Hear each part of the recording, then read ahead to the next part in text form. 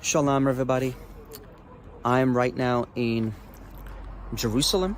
You can see behind me the Jaffa Gate, the entrance to the Old City, and the walls of Old City of Jerusalem. The reason that I'm filming this live stream is, I don't know if you watched and saw the news, but it's really insane.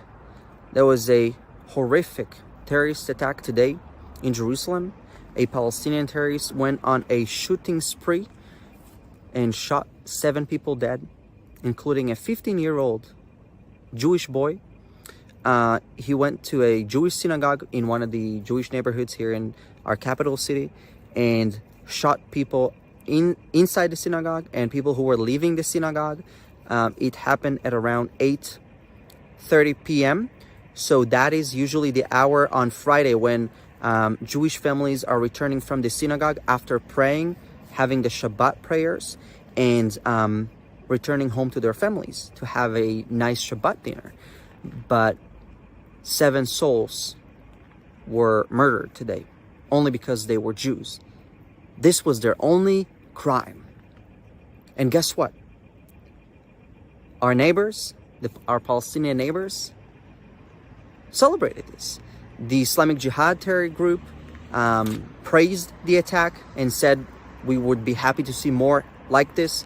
The Hamas terror group and Palestinians were firing fireworks, lighting, handing out candies in the streets, celebrating death.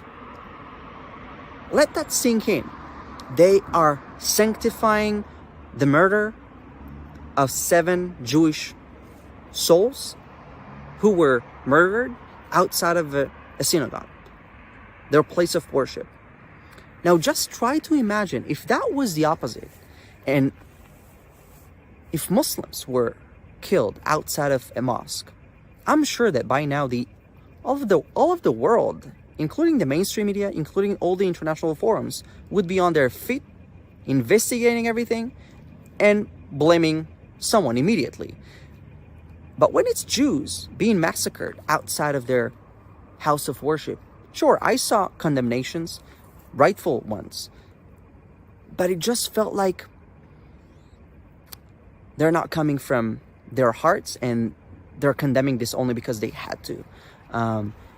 And that's why I'm speaking to you, because we cannot trust the mainstream media. We cannot trust them with delivering the information. So this is why I want to deliver you the correct information, because this is just insane that my people are being murdered in our capital city, Jerusalem,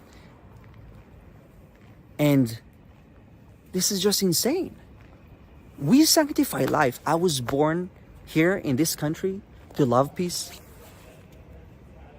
I was never taught to hate my neighbors, but our Palestinian neighbors they live and they are being taught to hate Jews.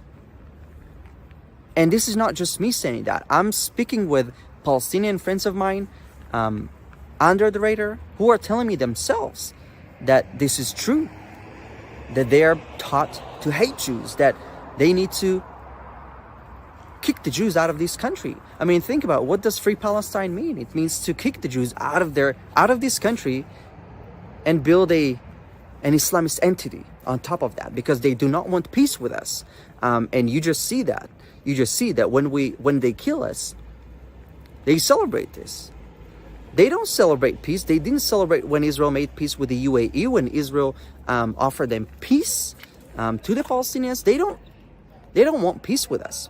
And I want you to know this. I want you to share this live stream, to share this video with your friends and family, because it is very late right now. It's past 1 a.m. in Israel, but it is very important for me to share the truth with you, because it is so hard to find truthful sources, especially when it comes to the Middle East. So for most of you guys, it's probably the other side of the world, but a very important side of the world.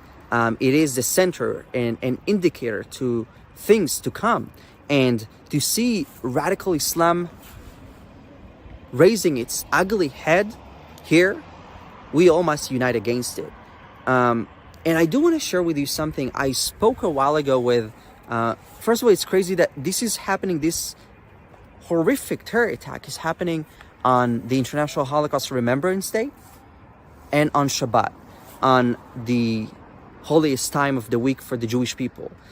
So while we commemorate the 6 million Jews that were perished in the Holocaust, here they go, a Palestinian terrorist, and carries out an attack in which 7 Jews are dead, are murdered, to be more accurate.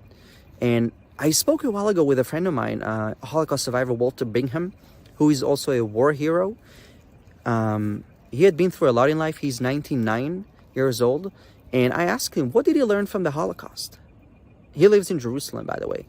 And he told me something very interesting. Listen to this. He said, look, Hanania, so many empires have tried time and time again to destroy us. The Seleucid Empire, the Greek Empire, the Roman Empire, the Byzantine Empire, the Chinese, everybody pretty much. And the Jewish people always stand at the graveyard of their persecutors. And it's really true and inspiring to think about it, that our enemies don't have a future. And at the end of the day, we will stand at the grave of our persecutors. This is just how it's going to happen. So I do want to ask you and to use this opportunity to ask for your prayers. I'm here in Jerusalem, and it is so important for us to have your prayers and your support. So I'm wishing you a good night. And as we say, it's Shabbat, so Shabbat Shalom. We will not let our enemies disturb our peace.